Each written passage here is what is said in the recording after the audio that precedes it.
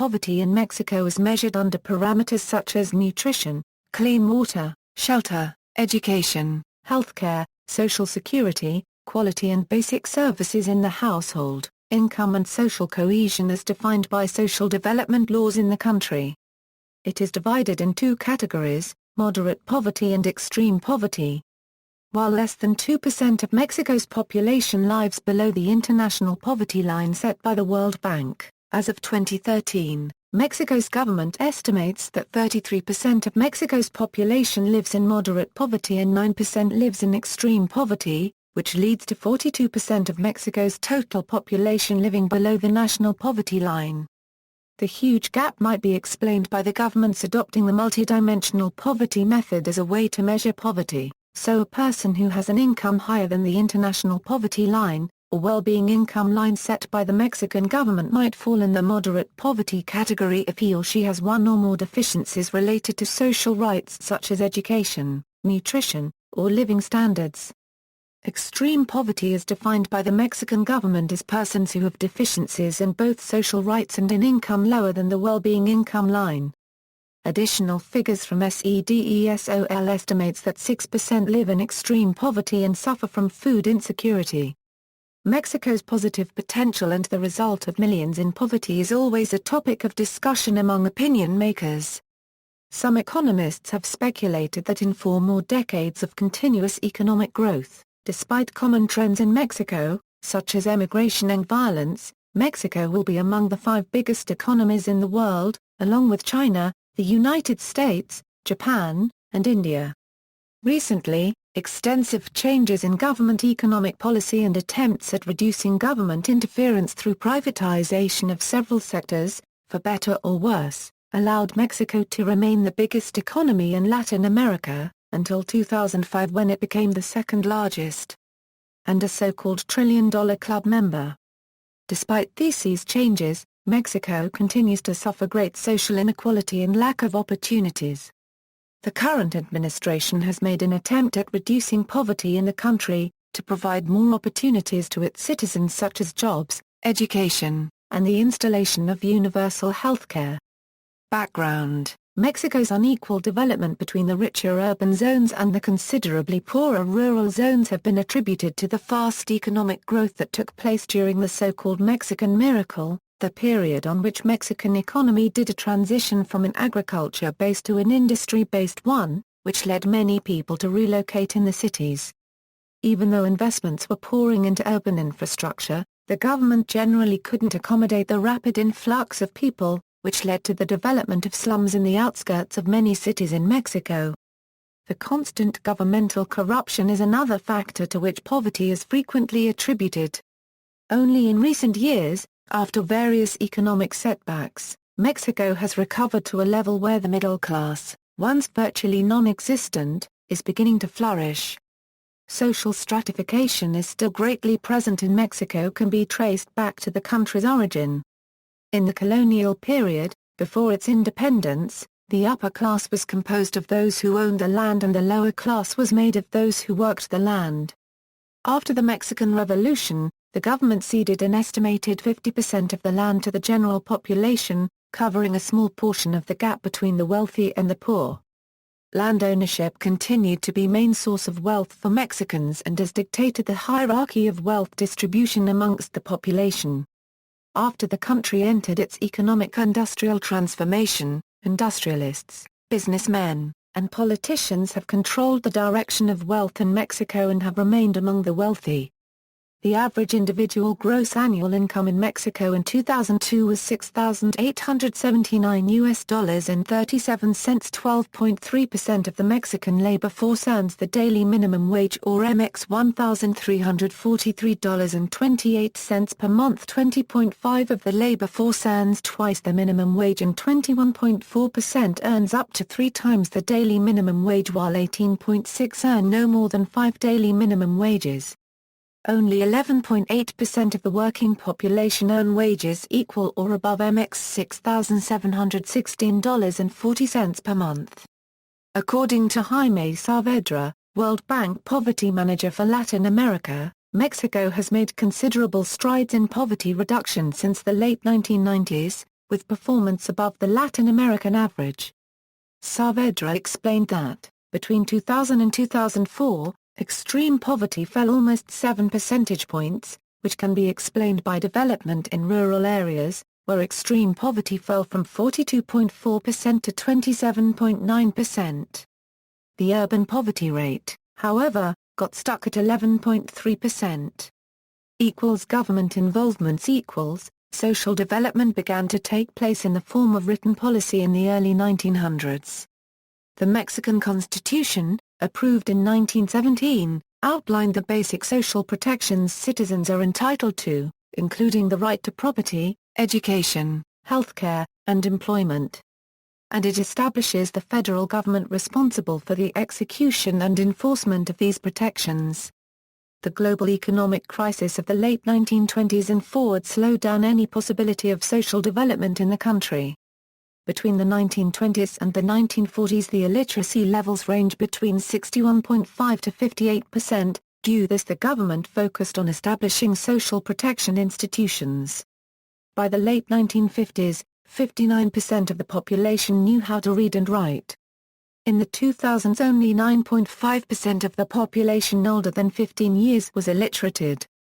By the 1960s, individual involvement of some states to increase social development, along with the country's economic growth, as well as employment opportunities and greater income, and the migration of people from the rural states to the urban areas, helped reduce poverty nationwide.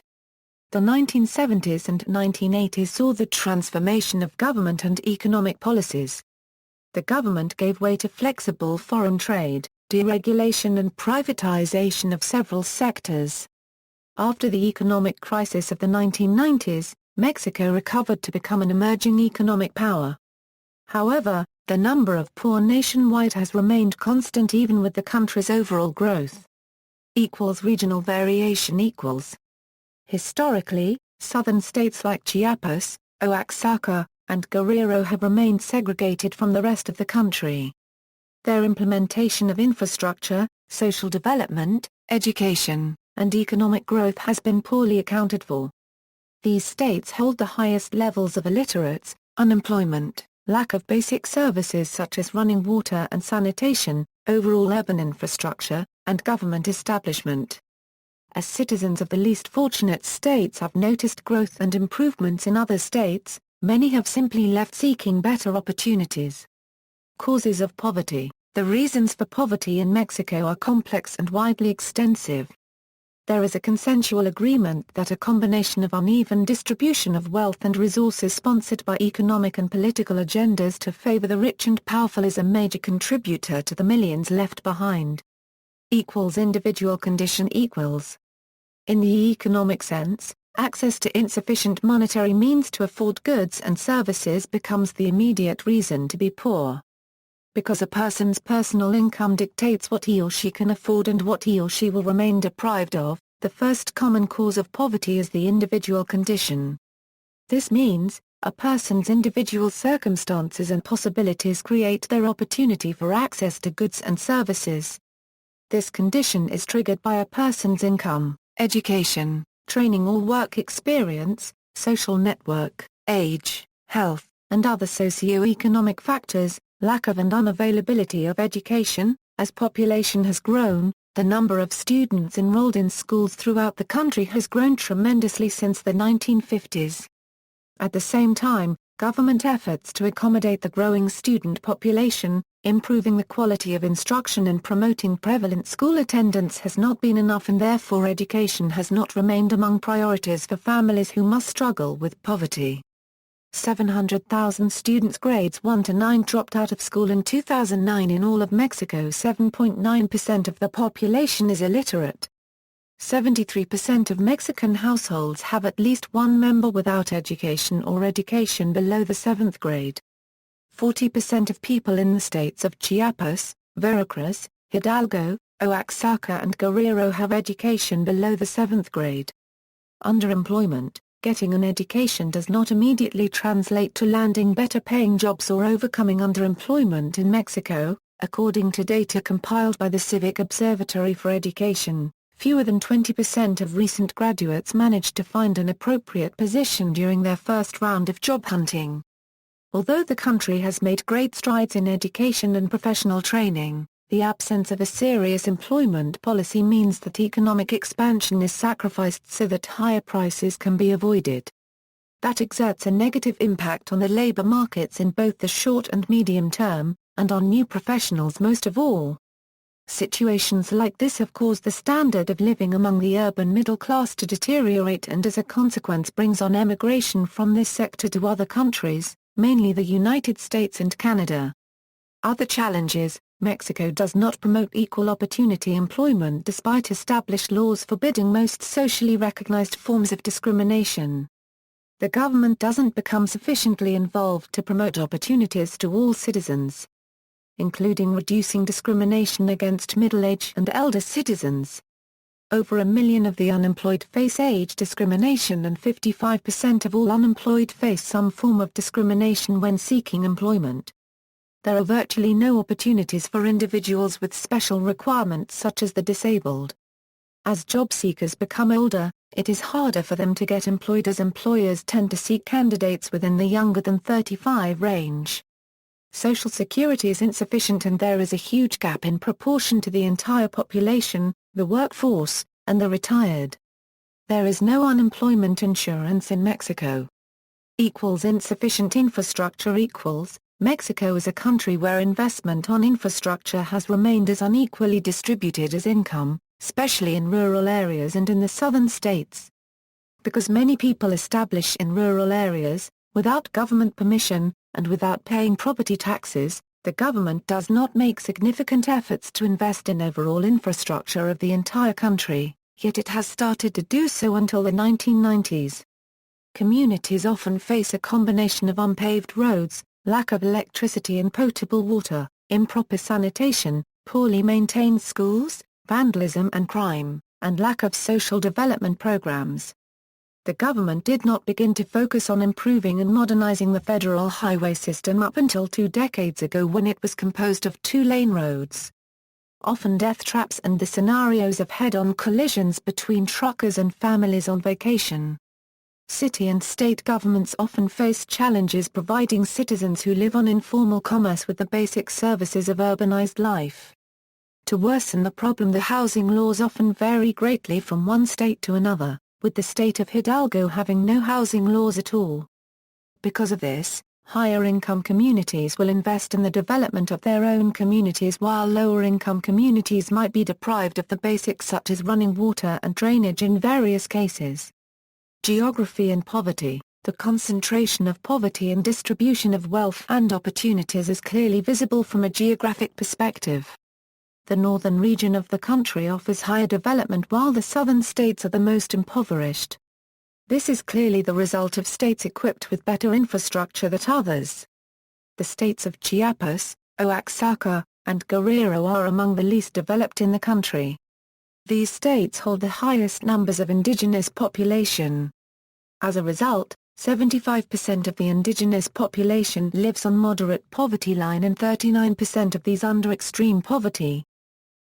Unemployment Unemployment in Mexico has been continuous. In 2009, the unemployment rate was estimated at 5.5%. Although that figure is far below the unemployment indexes in the rest of Latin America, the European Union, the United States and much of Asia, Mexico faces a serious problem generating jobs. In spite of splendid macroeconomic indicators that currently exist, continuing low levels of inflation and stability in the national euro unregistered trademark currency exchange rate, a sufficient number of formal jobs, at least 1 million every year to keep up with a growing population, have not been created in over 10 years. With the abundance of natural resources in the country as well as its petroleum wealth, these benefits don't seem to reach many of the people of Mexico who lack job opportunities and the means to raise their standards of living out of poverty and marginalization. In order to improve present-day employment opportunities in Mexico, existing laws and regulations must be replaced for efficient instruments with greater legal certainty. Encourage private investment. Increase the collection of taxes. stimulate the productivity of businesses and the training of workers, and create more and better jobs. An equitable distribution of income. Mexico's wealth is unevenly distributed among its people, where 10% of nation's wealthiest have 42.2% of all income and 10% of the nation's poorest have 1.3% of the remaining income. Carlos Slim, the richest man in Mexico and one of the richest in the world, has a personal fortune equal to 4 to 6% of the country's GDP. In spite of efforts by government officials during the past 3 administrations. Transition to globalization. The Nafta Agreement. Mexico has been unable to create efficient public policies in order to compensate for the distortion of its market and the poor distribution of national income. Obsolete regulatory framework. The absence of basic agreements among Mexico-Euro-unregistered trademark's main political parties for more than 10 years has caused a serious backwardness in needed legislation in a number of areas. The current economic framework needs adjustment on virtually all levels, including business development opportunities, fair competition, tax collection and tax law, commerce, trade and finance regulations. Absent competitive principles, the Mexican economy does not support unprivileged businesses, considering its current standards regarding monopolies, both in the public and private sectors. By law, there are public monopolies, government-owned companies controlling oil and gas, electricity, water, etc. Private sector monopolies and duopolies are found in the media, television, telecommunications, and raw materials. For this reason, clear principles of competitiveness that offer incentives to private investment, both national and foreign, are needed in order for jobs to be created. Government and politics. Mexico's rampant poverty, lagged social development and general public welfare is strongly tied to its politics. Historically, the political system of Mexico has not favored the general population, mainly because it focused to become and be a single-party system of government, largely dubbed institutionalized, where those in charge had a one-voice, unquestionable plan of action mainly focused to favor the few elite while ignoring the welfare of the rest of population. From the 1800s to the end of the 20th century, as presidential administration came and went, the forms of government has been described as authoritarian, semi-democracy, centralized government, untouchable presidencies, mass-controlling, corporatist and elite-controlled. As each administration took turn, some changes have occurred, sometimes as to contribute to the welfare of the least fortunate but, overall, the political framework behind the economic and social structure of the country continues to be the greatest contributor to inequality. Foreign trade policies and foreign dependence. While the Nafta Agreement proved effective in increasing Mexico's economic performance, foreign trade policies have been heavily criticized by activists such as Michael Moore as not doing enough to promote social advancement and reducing poverty. To remain competitive in the international market, Mexico has had to offer low wages to its workers while allowing high returns and generous concessions to international corporations. The words palancas and favors are part of Mexican economic culture, where high-ranking policy makers and private entrepreneurs are accused of promoting their own bottom line while ignoring the necessaries of the working class. Current recessionary trends in the United States have an even greater impact on Mexico because of the great economic dependence on the northern neighbor. After crude oil export sales, remittances sent home by Mexicans working in the United States are Mexico-Euro unregistered trademark's second largest source of foreign income.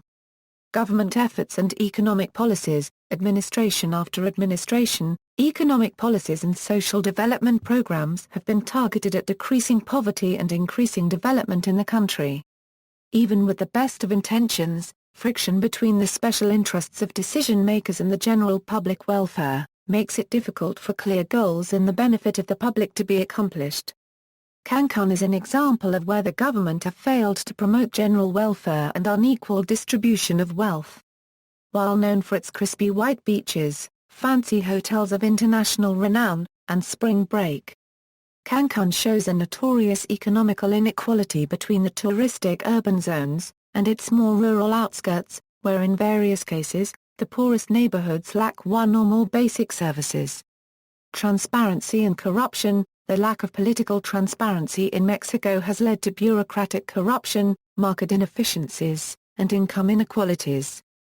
The ability to exercise civil rights has been increasingly displaced by the control of official authorities, including access to vital information that can capture the misappropriation and misallocation of funds, and public participation in state and municipal level decision-making.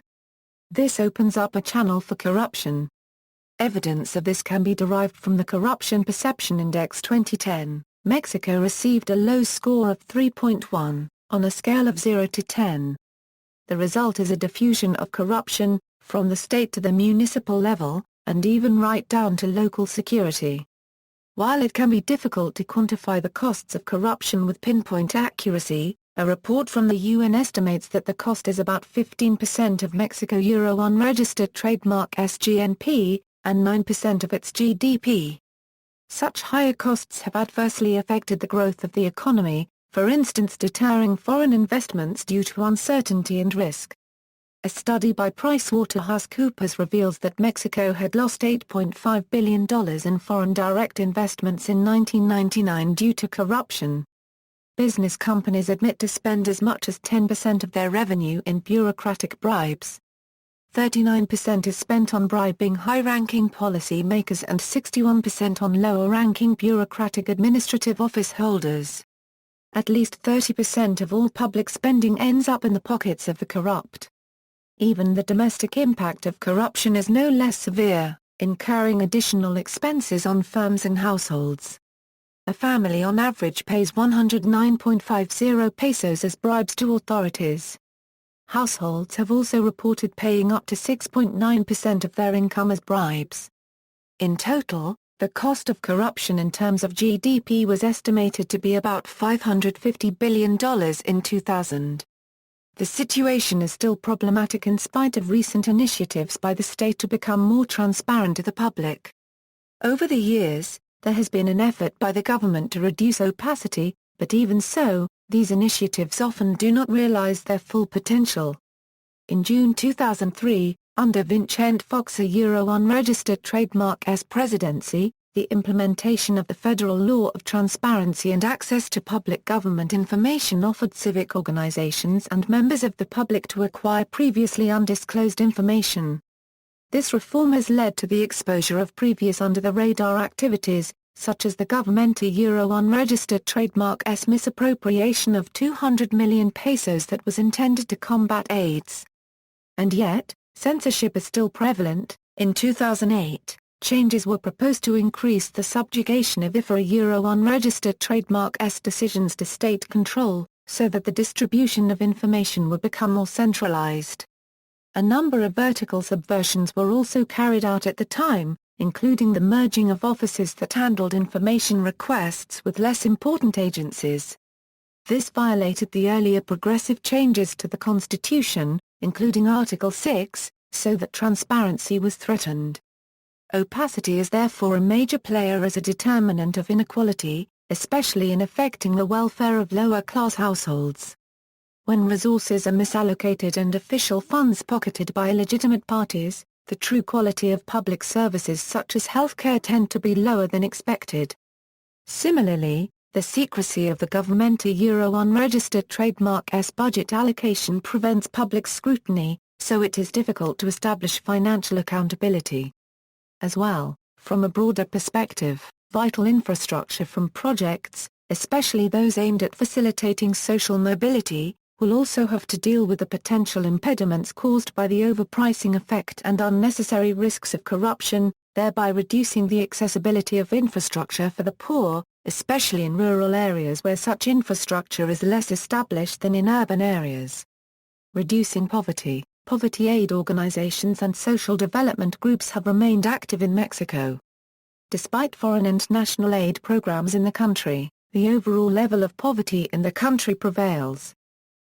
Government approach. In 1997, the Mexican government launched Progresa, an integrated approach to poverty alleviation through the development of human capital.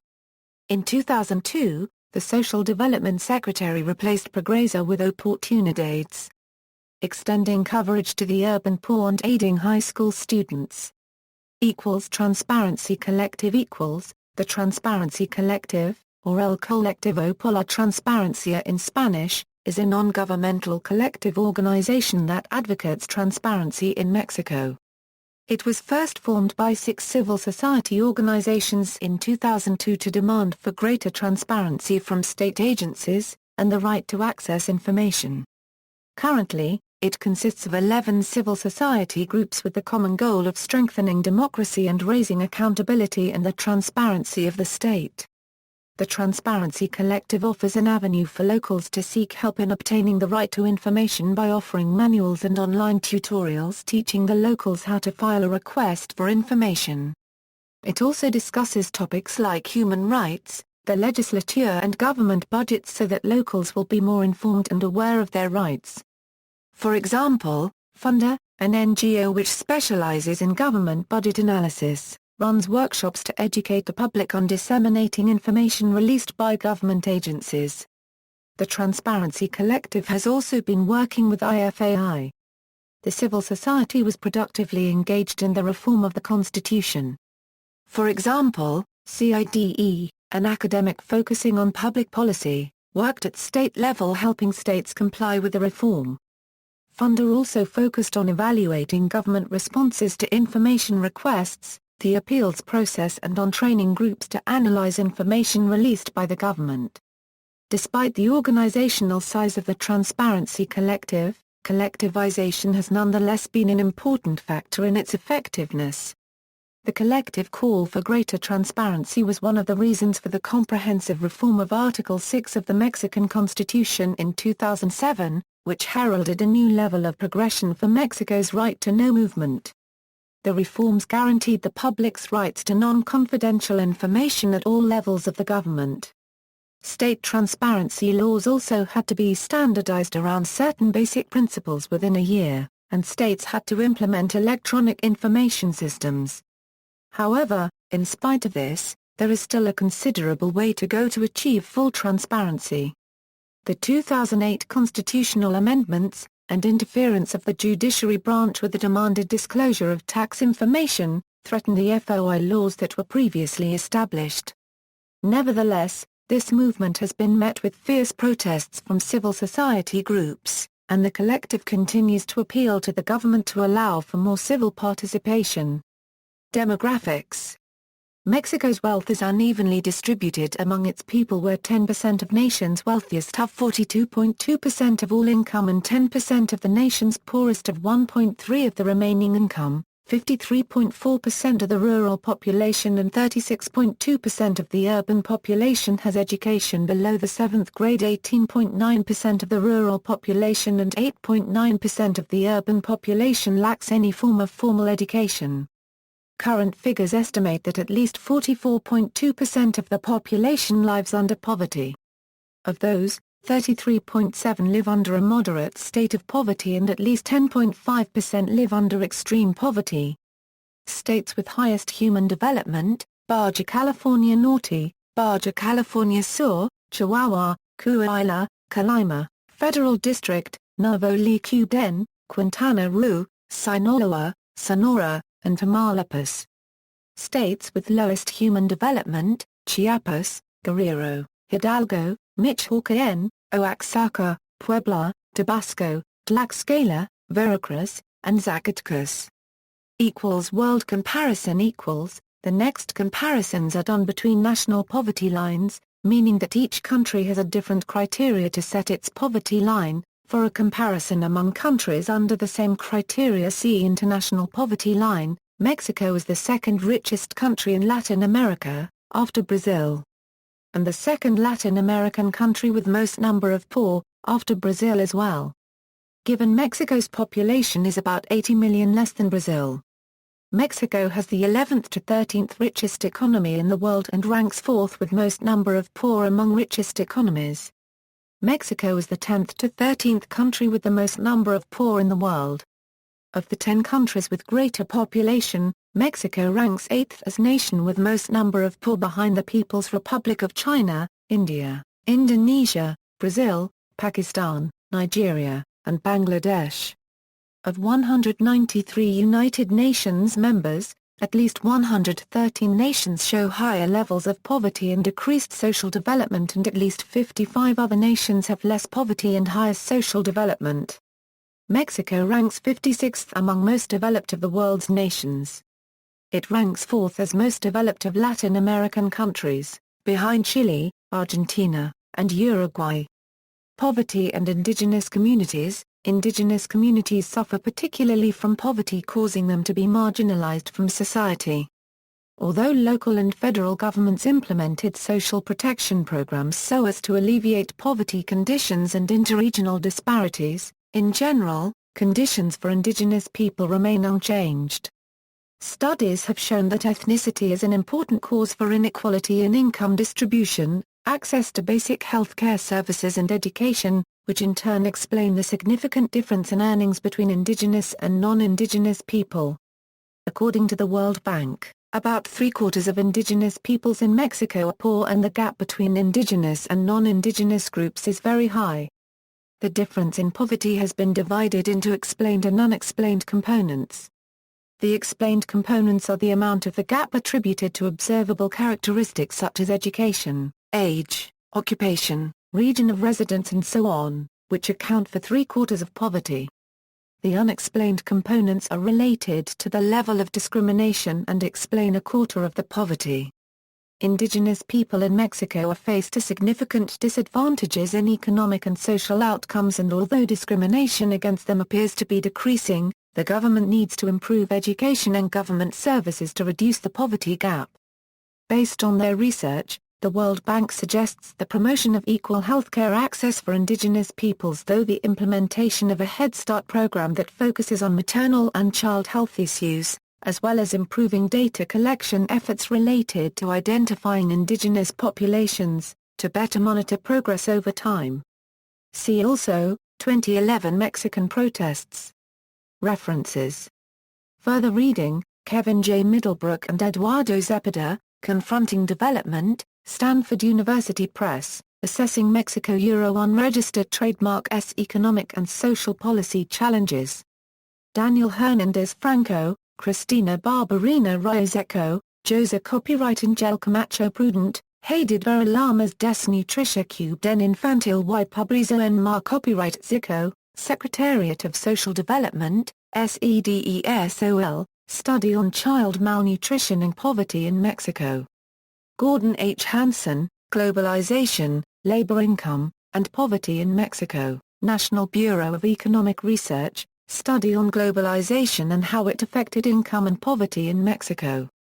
Luis Vega Martinez, La Pobreza en Mar Copyright Zico, UNAM, University Professors' Views and Thoughts on Poverty in Mexico. Gabriela Parr Copyright Res Yarauen, Social Development Policy, Expenditures and Electoral Incentives in Mexico, Universidad Iberoamericana Ciudad de Mar Copyright Zico, Discussions and Theories on Social Development Policy in Mexico from 1990s and onward. Francis Fukuyama, Falling Behind, Explaining the Development Gap Between Latin America and the United States, Oxford University Press, collection of essays discussing reasons for development gap between the United States and Latin America. Darcy Victor Tetult. The Evolution of Poverty in Late 20th Century Mexico. Canadian Journal of Development Studies Review Canadien des Copyrights du dar Copyright Développement Volume 27, is 3, 2011. External links, Coneval Government Agency in charge of Social Development Studies, United Nations Development Program in Mexico, Transparency International in the Americas, Fondo Aspar plus or minus a PNUD in Latin America and Caribbean, attempts to promote social development policies.